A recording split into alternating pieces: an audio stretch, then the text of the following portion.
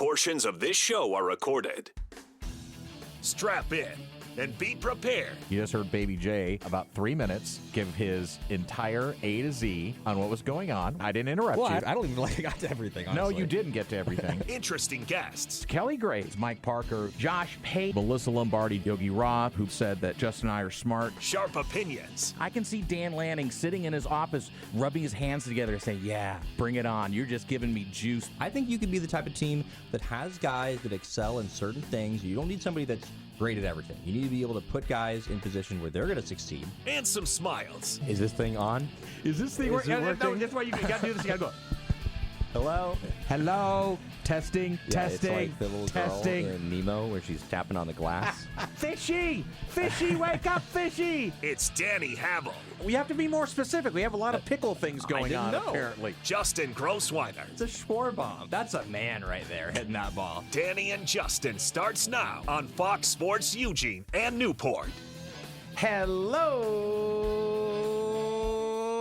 neighbors, and welcome high atop the Delta Triad in the Crystal Palace, the Bigfoot Beverages Studios in Eugene and Newport. Welcome to the fastest 60 minutes in sports talk. This is the Danny and Justin radio program. You can follow us on Twitter and Blue Sky, Danny and Justin. Also pod us wherever you podcast. Danny and Justin, fill that out, or just say the fastest 60 minutes in sports. Well, don't say it, write it out, because unless you have the whole thing where you can talk into your phone and it just texts everything out. Hey, Siri.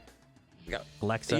You say that to your phone? Is that what you do? I just speak to it, and it kind of jumbles my words sometimes, and it spells out something I absolutely did not say. But that's a whole other show and a whole other subject. But welcome to a Hump Day program with Danny and Justin. I'm Danny Havel right over there. My tag team partner, Justin Grossweiner. We call him Baby J. What a boy.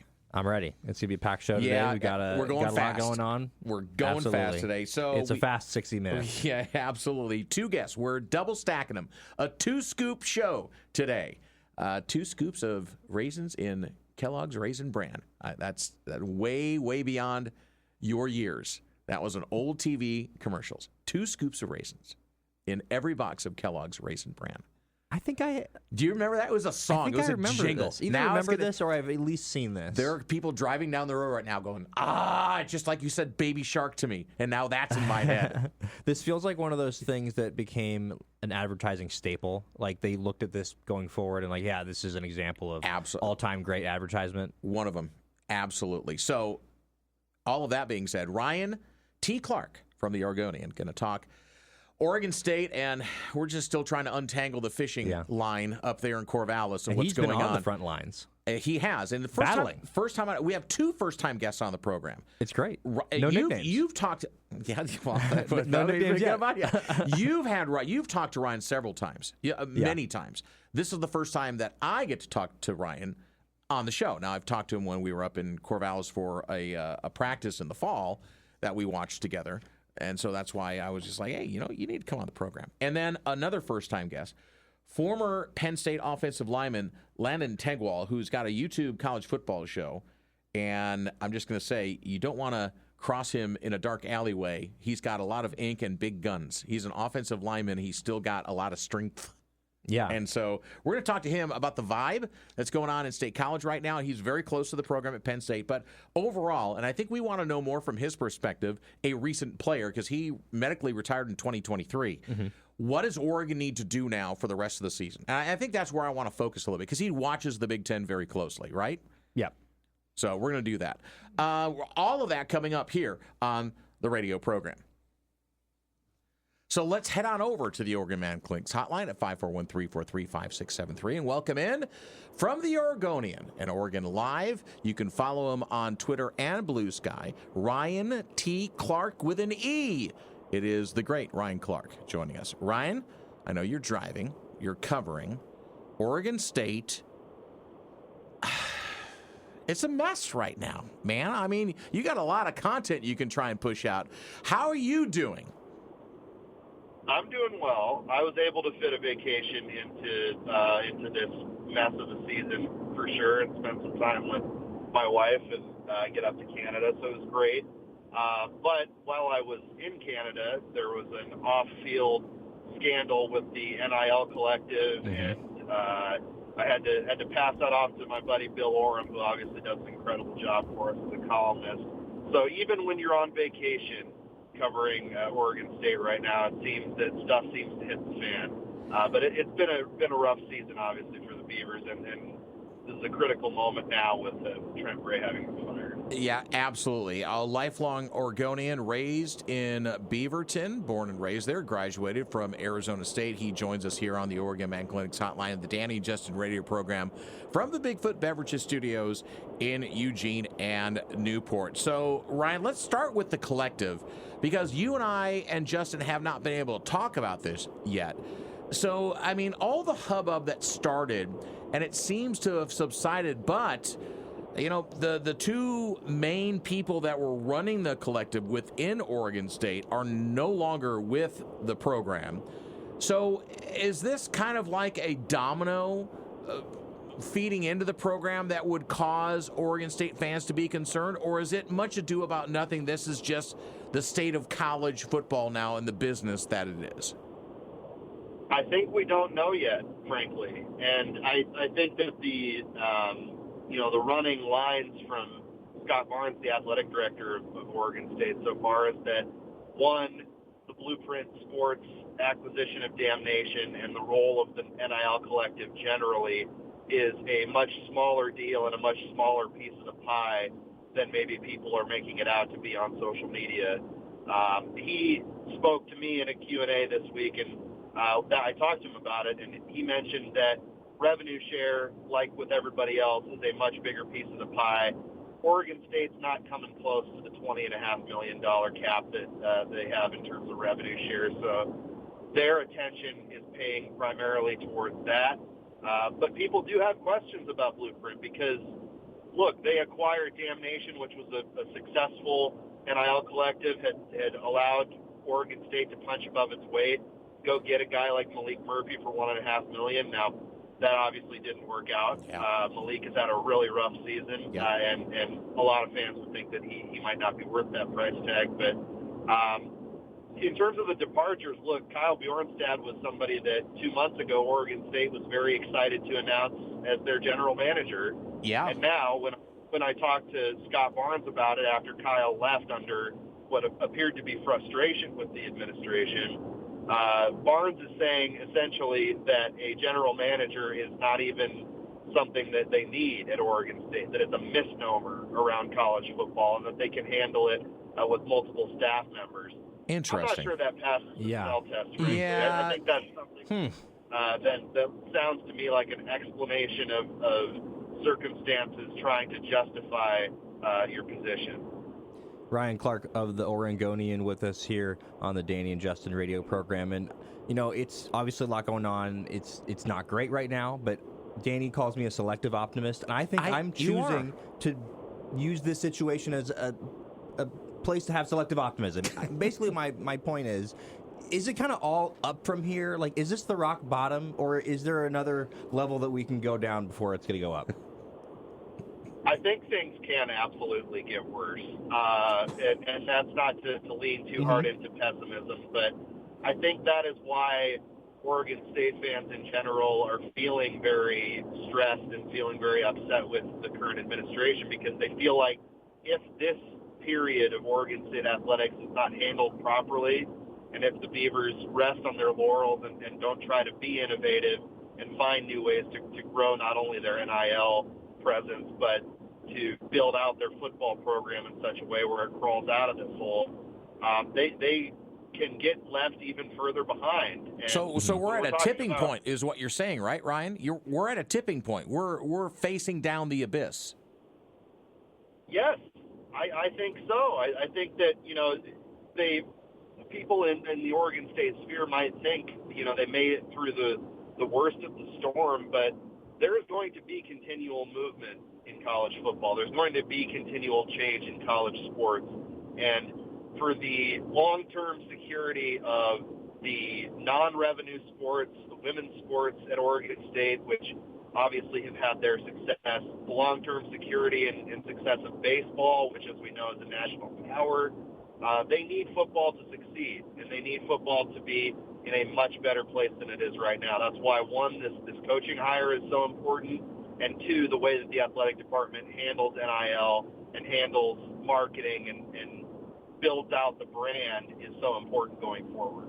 And Scott Barnes talked about the things that he was looking for in a new head coaching candidate, a West Coast presence, somebody that has experience with the NIL, has cut their teeth there. Obviously, recruiting is important, but I kind of feel like you're not going to get everything you want. You're not going to get everything on your list. So if you could only choose a coach that had a specialization in either, say, NIL experience or recruiting, which one would you choose? Well, I think those two things are deeply intertwined, and I think if I was in that position, I would want somebody that is a program builder, that somebody that you feel like, yeah, maybe they're not going to be your guy for 20 years, but they certainly are going to leverage the situation to build the program out like they did elsewhere. I think of a guy like Brent Vigen at Montana State who, with his experience in the North Dakota State system and kind of how they've operated their program, he's somebody that can build your program up to a better point and leave it much better than where he started. Any coach like that, or whether it's him or Jason Eck coming from New Mexico, with proven success building a program and punching above your weight and getting these 2- and 3-star recruits to play at a higher level than maybe they were recruited at, that's what you need, because then you leave it for the next guy after the next guy, if that makes sense. Yeah, absolutely. Ryan Clarke joining us from the Oregonian. You can follow him on Twitter and Blue Sky, Ryan T. Clarke. I'm going to get to the T. I want to know what your middle name is.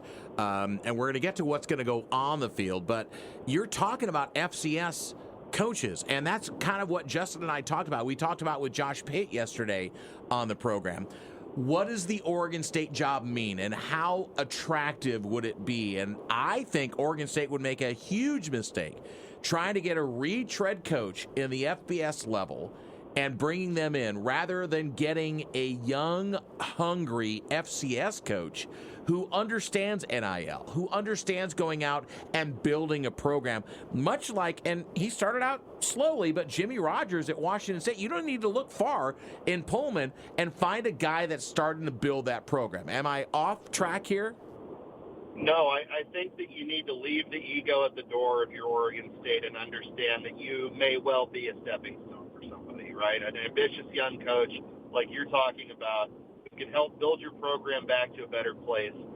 A retread type of coach, a Paul Chris type of person from Wisconsin, if I'm pronouncing his name correctly. Yeah, you are. Yeah, you got it. And, his, a hire like that, having somebody established and having somebody that knows how to run a program is good.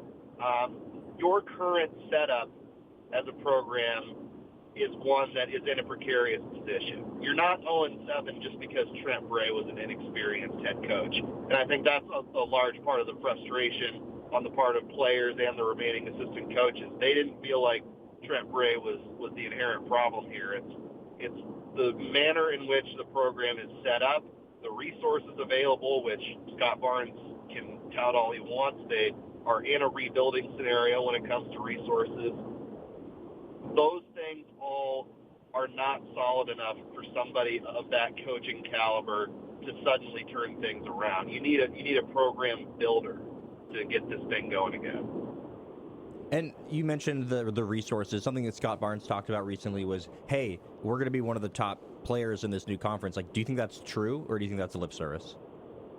I think it's true, for sure. I think that it's more of a statement of the situation that the new Pac-12 teams find themselves in. Look, this isn't, your grandfather's Pac-12. It isn't my dad's Pac-12. It isn't my Pac-12. With the conference being sort of in its heyday in the 2000s, and look, these are programs in like Utah State and Fresno State and Boise State, which resource-wise they're comparable to Oregon State, and I would put Fresno and Boise probably above the Beavers in terms of if you just look program to program. But Oregon State does, I think, to Scott Barnes' credit, have the donor base there to make things competitive in that realm as they now recover. I don't think the TV deal for the Pac-12 is going to be particularly lucrative, and that's why the onus is on OSU to do a lot more work in the marketing space and convince more wealthy alumni to throw some money at the program. I mean, you've got the CEO of NVIDIA, who's like the richest man alive, Jensen Huang. If you could make him care about sports, why not, right? Right. Cronkite School of Broadcasting alum and Oregon native Ryan Clarke joining us from the Oregonian as we talk Beavers here on the Danny and Justin radio program. So I'm going to give you a scale, 1 to 10. How important is this hire for Scott Barnes? Because he's also a little bit on the hot seat here because of the stumble that they've tried. They tried it with Trent Bray. It didn't work. So how important is this, Ryan? And put it on a scale, 1 to 10. Yeah, I mean, this hire, in terms of its importance on its own, removed from everything else with Scott, is an 8 for sure, at least.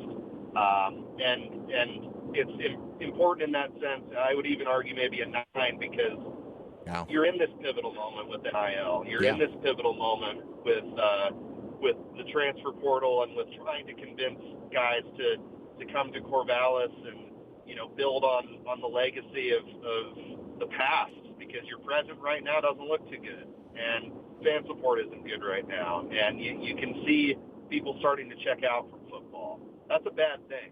And that's not something we've seen this century with Oregon State, even in the lean years.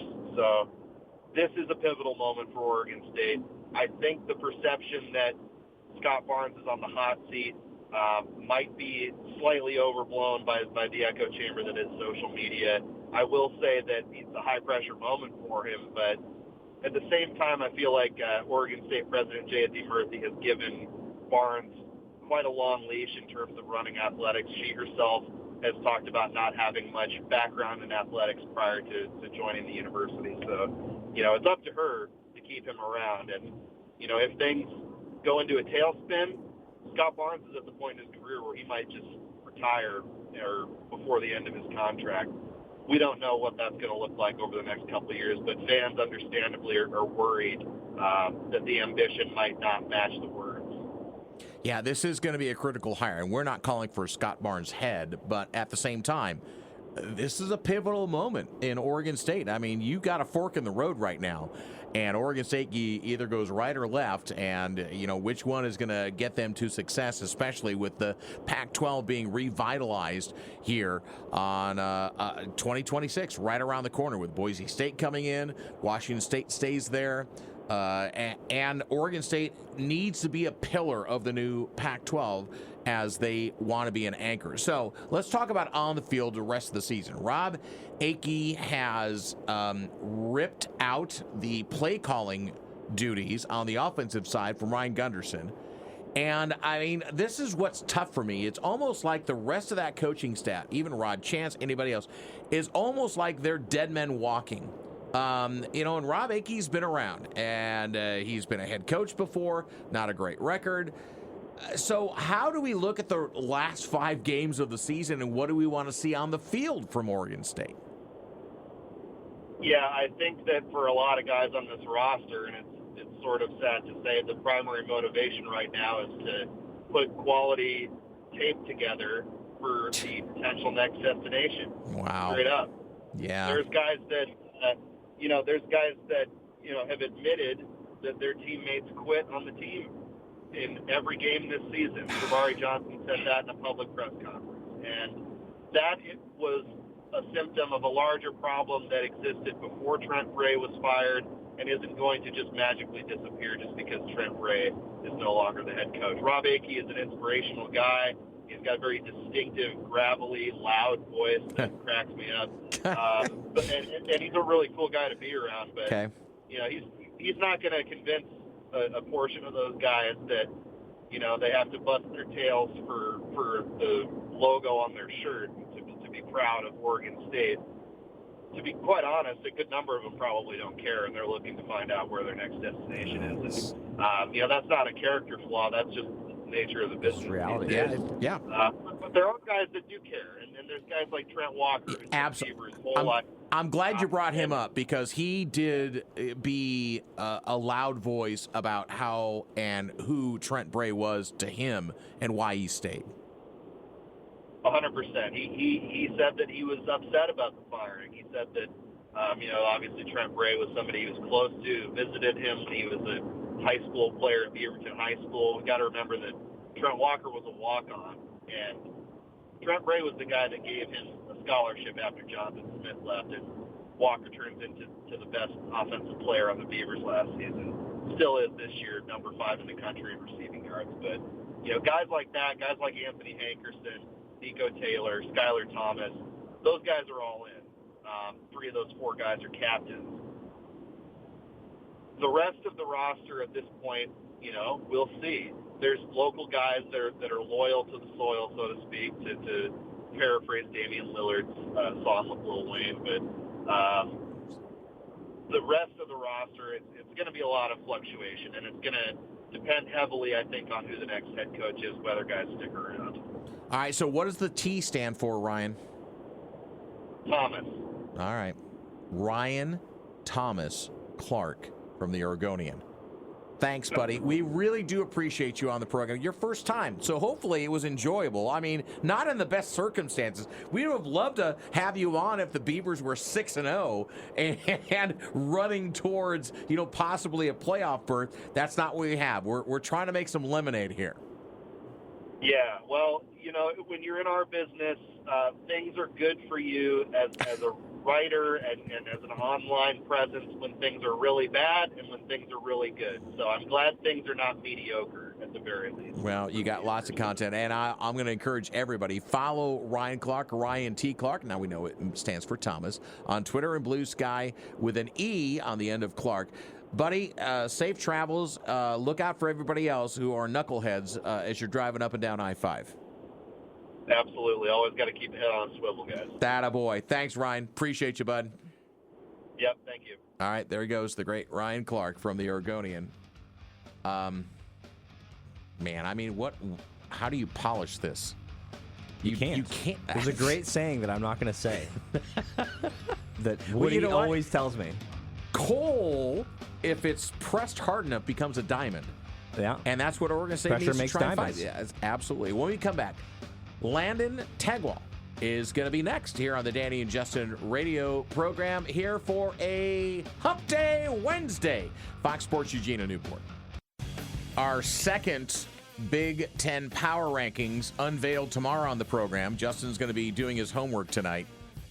Baby J, are you going to stay up late watching tape, or are you going to put everybody in a hat and just draw them out that way? No. Although it looked like I did after the results last week. Listen, we both were pretty much. I think we only had one team. I think we shifted a bit back and forth in our rankings. But I had Penn State at 4, so yeah, they will not be at 4 this time. They will not. The Danny and Justin radio program. Let's head on over to the Oregon Man Clinic's hotline at 541-343-5673 and welcome in. First time on this program. He's got a YouTube college football show. It unveils Mondays at 7:30 Eastern time. Also, if you're a Penn State fan, 3 hours before kickoff on Saturday before the games, and then he also does a wrap-up afterwards. Tries to do a daily show as he throws content out there on YouTube, and we're very happy to welcome former Penn State offensive lineman Landon Tengwall onto the program. Landon, welcome all the way across the country. We cannot get further apart unless you lived in New York City. Thanks so much for having me, guys. No, it's a long distance, but I think I'm feeling the chemistry already. I'm ready for this one. All right, so let's dive right into it with both feet. Obviously, this one's near and dear to your heart, and it probably ripped your heart out. James Franklin, a mentor to you. He was a big part of your playing days there at State College, and he gets let go. I asked Josh yesterday, Josh Pate, why now, and why did we get here? So I guess I'd ask you the same question, the why and how that Pat Kraft decided he was going to pull the trigger and let James go. Yeah, so I think a lot of the national media, and I've even talked to Pate about this, I think they are looking at it from a little bit of a different point of view. They're looking at it and they're saying, hey, this guy was just in the college football playoff semifinal. Mm-hmm. He just barely misses it against Oregon, and he loses 3 games and you fire him. And he's had three 10-win seasons in a row. And so how do you do that? And what's different is I've been around. I live in State College, and so this has been building up for a little while now. Now, something that kind of was the tipping point for Pat Kraft, the athletic director, and James Franklin went to Pat Kraft this past kind of winter, spring, asked for an extension. Pat Kraft said no to him. He wanted him to beat Ohio State, win some big games. James Franklin then in his representation kind of went over top of Pat Kraft. They went to the board and they went to the president, tried to ask for an extension. They also said no. Word got back to Pat Kraft, and he felt undermined, and it drew a huge rift between the AD, Pat Kraft, and James Franklin, and it really was sour from there.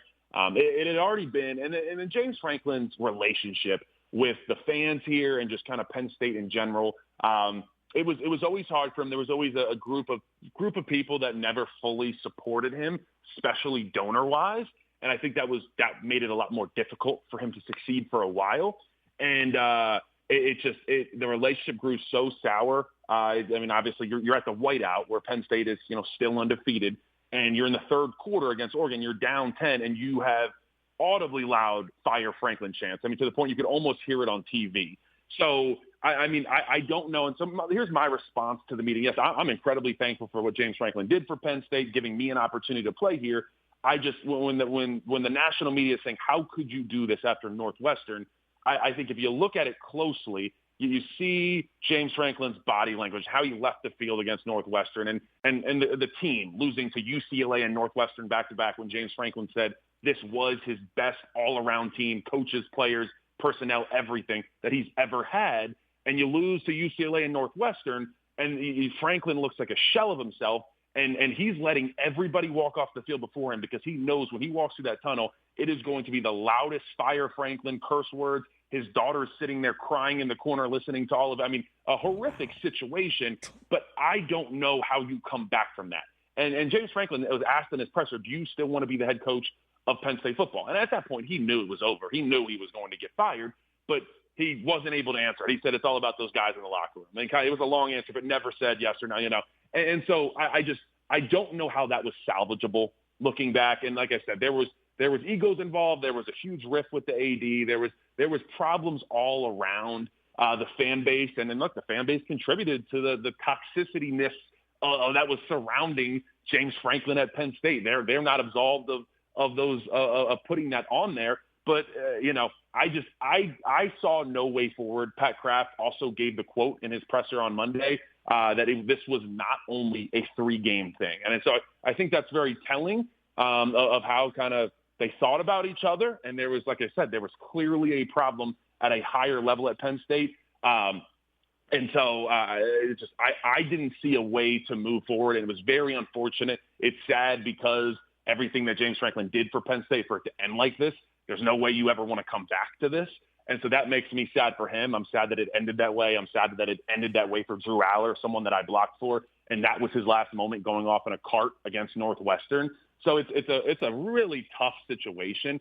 But I still hold the thought that it had to be done, and there was really no other way to go for Penn State. Landon Tengwall, you can follow him on Twitter, Landon Tengwall, Tengwall, as he joins us here on the Danny and Justin radio program. So let's remove the James Franklin situation out of the picture. Overall and overreaching, from a player's perspective, and recent player as you were, are we too quick to pull the trigger on letting coaches go in this day and age with NIL, with the playoff pressure, and with all the money in the transfer portal and such? Is it too much of an instant gratification where a coach maybe needs to be able to build a program again, or even has the chance to? Yeah, I mean, I think you hit the nail on the head there with the instant gratification, and that's the world that we live in now, where you look around college football with true freshmen, you look around the NFL with first-round draft picks. There's no development anymore. It is, I need you, if I'm going to spend capital and I'm going to invest in you big time, I need that performance right now. And I think that sucks, because we used to be a business, whether it's college football or NFL, of allowing people to develop and grow, and I think that's hurt a lot of guys. But I think overall the answer is yes. it's hard. I know you said put James Franklin aside. I think it's different because he was here for 12 right. years. Yeah. So, I think it was unfair for people to say that, he this was a brash decision. It was too quick. I mean, he had a long time. But in other instances, yes, I do think fans and everybody around are a little too quick to say, I'm off on that guy or I'm off on that coach or that player because he didn't perform right away. And so, like I said, I think that's just where we're at as a society, where no one can watch, especially people in Gen Z. Everybody, their brains are fried from TikTok. They can watch something for 10 seconds before they're bored. I think all of that has contributed to how we feel about, like you said, instant gratification. I want to see it now. So my answer would be yes overall, that I think we need to be a little bit more patient as sports fans.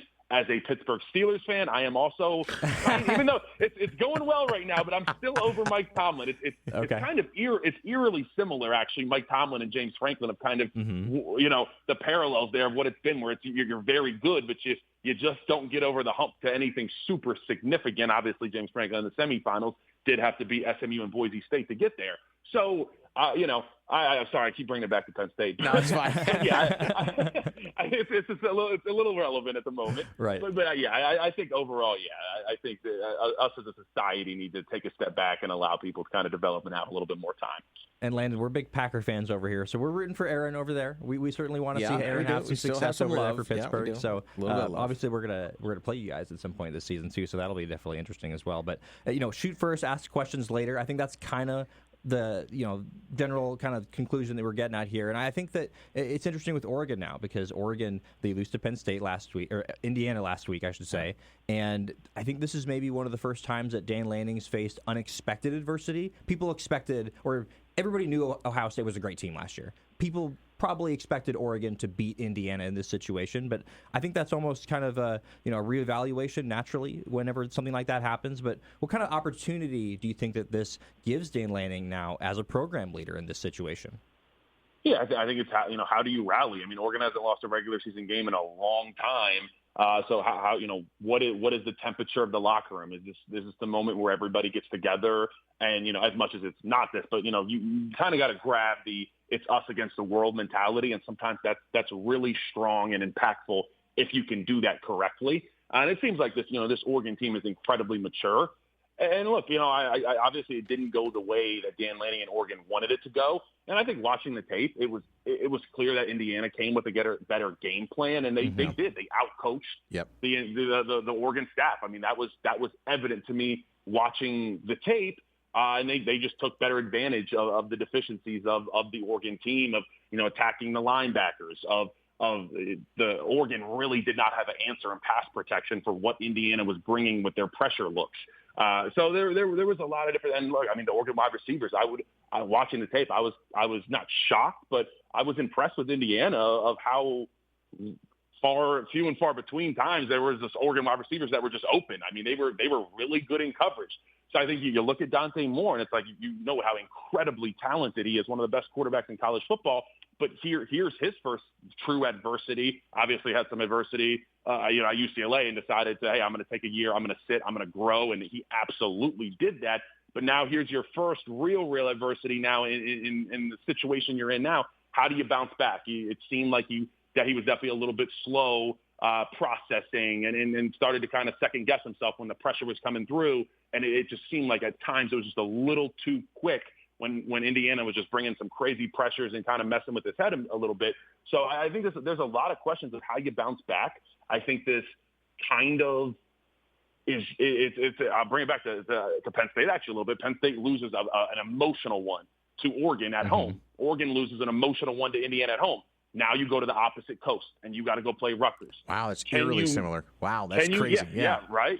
Can you make sure that doesn't seep through the locker room, and you're like, we got to go make an East Coast trip again. You've already had to go to Illinois. You already had to go to Pennsylvania. Now we got to go to New Jersey. Can you make sure that the team is staying together and you understand it is all still in front of us right now?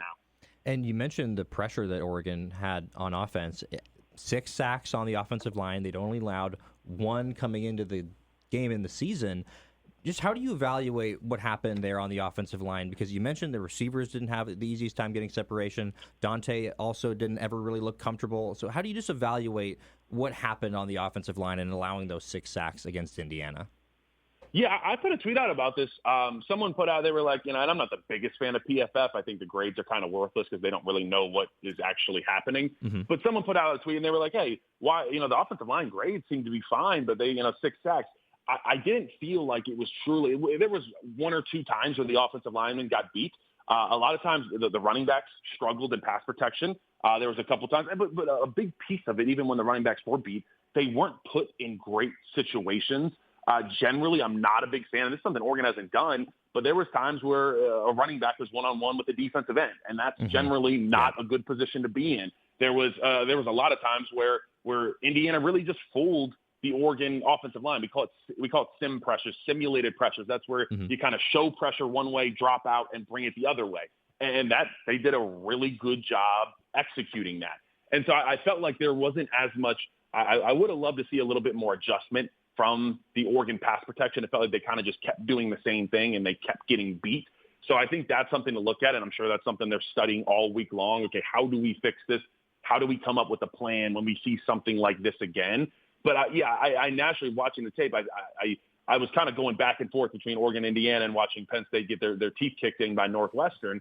And it was I was shocked when I looked and I saw 6 sacks, and I watching the tape. I'm like, I can't really put this all on the offensive line. I felt that there were schematic issues. I felt the running back struggled, and I also thought Dante Moore took a couple sacks he simply should not have taken, and that kind of goes into him not it wasn't the normal confident Dante Moore that you saw. And I think even coming into Penn State game, you were like, okay, how is this kid going to respond? And I was so impressed by how he understood the moment in Penn State that he didn't need to go and make every single play. He made the plays that were there to make. And then when it was time, a couple times throughout the game for him to be Superman, he was Superman. And he made some crazy passes and extended the play.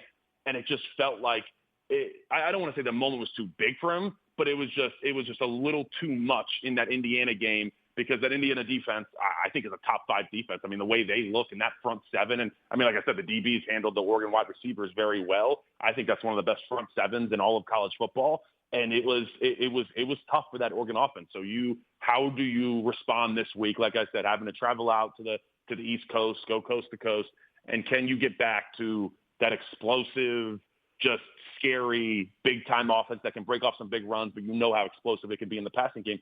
And one thing that I think Oregon's gotten away from in the past 2 games, Penn State and Indiana, is the use of Kenyon Sadiq. Coming into the Penn State game, I said, outside of Dante Moore, I thought he was the most important piece of the Oregon offense, not just what he did in the receiving game, but how much he did in the blocking game, and the insert blocking, and the pulling as the second puller on counter, where you're pulling 2 guys. And it felt like I know we got banged up against Penn State at the end, so I don't know if that was part of the reason, but it seems like there's definitely been a little bit kind of taken off of the importance of getting him involved in the scheme. So I'd love to see this be a big week for Kenyon Sadiq as well. Not too far removed from playing days at Beaver Stadium, Landon Tengwall joining us, former Penn State offensive lineman. He's got a YouTube college football show. Drops on Mondays, 7:30 Eastern. That's 4:30 here on the left coast as he joins us here on the Oregon Man Clinics hotline, the Danny and Justin radio program. He's got big guns and ink to match there on those big arms that he's got. So believe me, I want you on my side in a dark alley on a late Saturday night, Landon. So thanks for joining us. I want to move to the defensive side for Oregon, and Indiana exposed things a little bit. I said it was death by 1,000 paper cuts. Out route. They didn't take a whole lot of deep shots. And Oregon finally jumps one with Brandon Finney in the third quarter, ties the game up, a defensive score. And, I mean, you take that off the board, Indiana kind of walks away from Oregon. So your evaluation of what Oregon needs to step up and do defensively, because it seemed like Mendoza could stand back and do whatever he wanted. Yes, I think first off, if anybody's out there thinks that the Oregon secondary had a bad game, I don't think I could agree with that. Like you said, you got the Brandon Finney pick 6. I think that was a huge moment in that game. But I mean, what they were doing, I mean, they were throwing everything outside the numbers. There was very little over the middle of the field and kind of underneath there. It was a ton of quick stuff. And then some of those back shoulder throws that they were hitting on, like sometimes the coach, like sometimes you get beat in the film room and the coach will just look and say, hey, that guy's on scholarship too. And so that's kind of what it felt like. Hey, that Indiana team is good, and especially that offense is just about as good as they get. And so it was just, they just won some of those battles. Some of them is, I don't know how you defend that. For the Oregon DBs, like, I'm sorry. And so it was just, Mendoza's incredibly efficient at getting the ball out quick. He's got a damn trigger on him when he wants to throw, especially on those run pass options, and get it out to that quick slant or that hitch or whatever it was outside, the back shoulder fade. Like, it was just perfectly placed every single time. And so I think that was really hard. I think Indiana targeted the linebackers really well, got some nice chunk plays there. And then overall, like, there was a lot of times where I felt like the Oregon defensive line did what they needed to do, and the linebackers just were blocked up. And the block shedding there was not what it needed to be. And I think everybody knows that's the weak link of that Oregon defense are those linebackers. So, and then on top of that, it felt like, I went into that game saying both teams bring incredibly complex blitz packages. I think Oregon's going to get home. I like Mateo Uyunglele against Benson, their right tackle. I love Washington versus their right guard, which he did bulldoze him back for a sack in Mendoza's lap. But I had my money on the fact that the Oregon defensive line was going to create havoc on that Indiana offensive line. It was kind of the opposite. It was shut down. You got to give credit to Indiana for having a game plan where that's who they are. They're going to get the ball out quick. They're not going to sit back there. They understand that that's not the game that Mendoza and this offensive line lives in. I mean, Mendoza means 2.6 seconds per time to throw on average. That's the quickest in the Big Ten. So 2.5 seconds and that ball's out. It's hard for defensive linemen and blitzes to get home if the ball's out in 2.5 seconds every single time. So that's what I was seeing, a lot of that. But I think overall, just the struggle to pressure Mendoza, you got home a couple times, but I thought it would have been a lot greater, and especially with Indiana having to deal with a silent cadence, which I thought, had a couple false starts, but overall they did pretty well with that, similar to kind of how Oregon handled it really well in Beaver Stadium here at Penn State. So I think you're fine. You're in a great place. It's still a very good defense, but I don't know. You got to find better ways to kind of put some makeup on those linebackers, because I think that's the glaring issue for me right now. And Landon, you obviously do such a great job looking at actual positional matchups. It's something you do on your show. I'm just curious, when you look at Oregon's schedule, you mentioned Rutgers earlier this week, Wisconsin at home, at Iowa, against Minnesota at home, against USC at home, and then at Washington. Are any of these matchups that you look at, and obviously Oregon's, if they want to make the playoff, they've kind of got to be perfect at this point, that you see a positional matchup where you think it's going to be a real test that Oregon's going to have to pass as they look to make the playoff? Yeah, so I'm automatically eyeing at Iowa.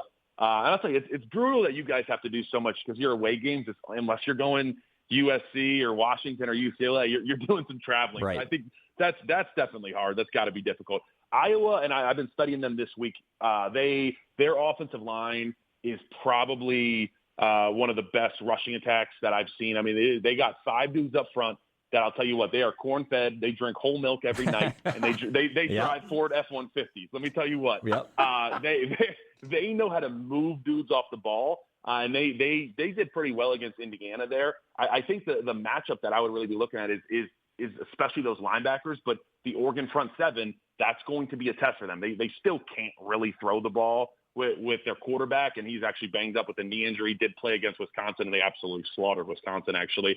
But, I mean, that rushing attack is the real deal. I think that's a really good test to where you're going out to Iowa. And Iowa's not going to have that good of a record. I mean, they're probably going to beat up on Penn State this weekend.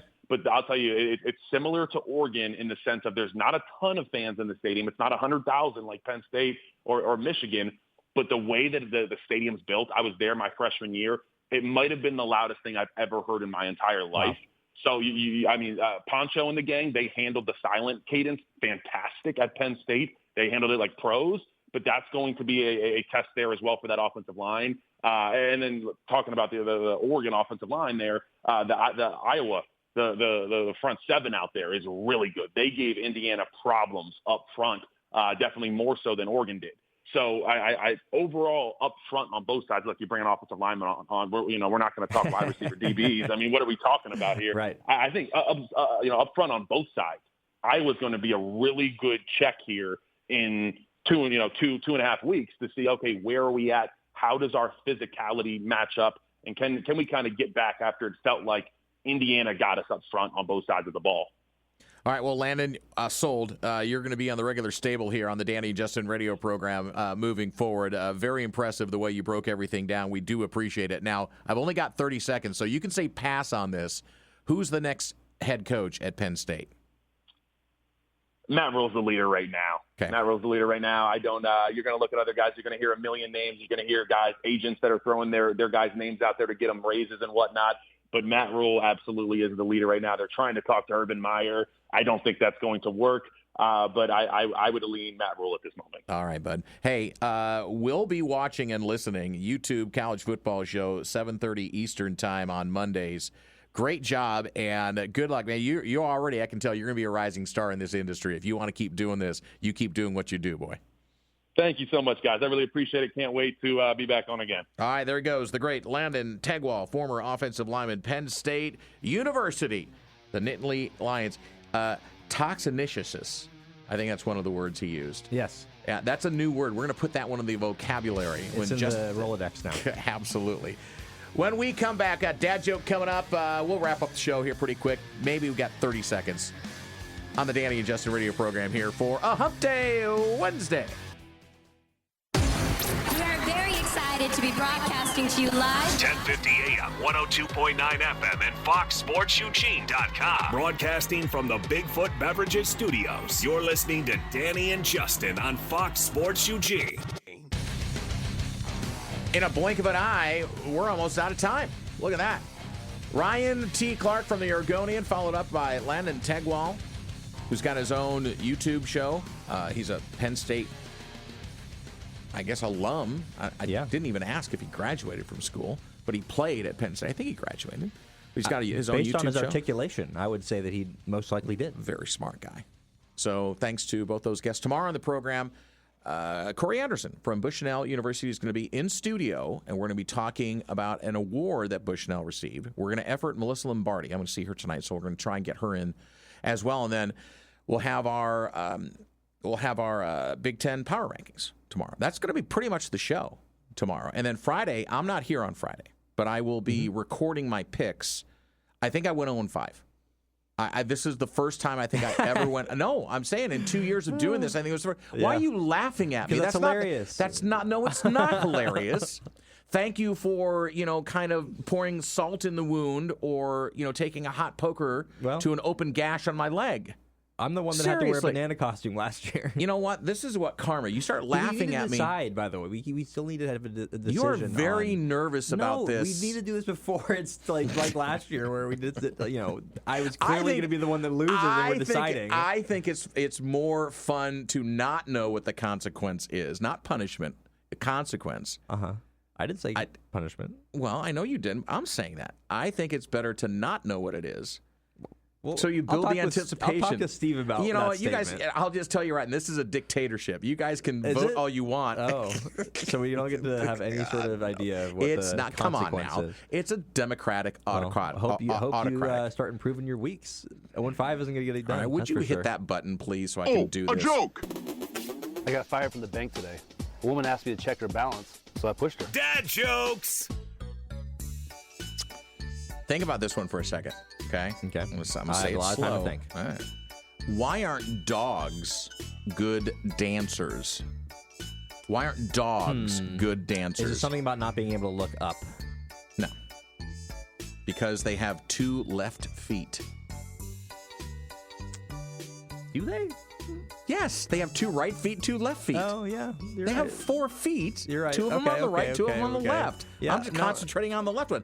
I asked you to think about this one for a second. I try. I just freeze, though. Whenever that happens, it's always like, I don't know. I know that if I'm going to say I don't know, then I'll give the answer. And so it's just as easy to say, I don't know. By the way, big shout out to the staff at KWVA. We got to talk to them last night at the Urban Memorial Union. Yeah, right? Had a great time.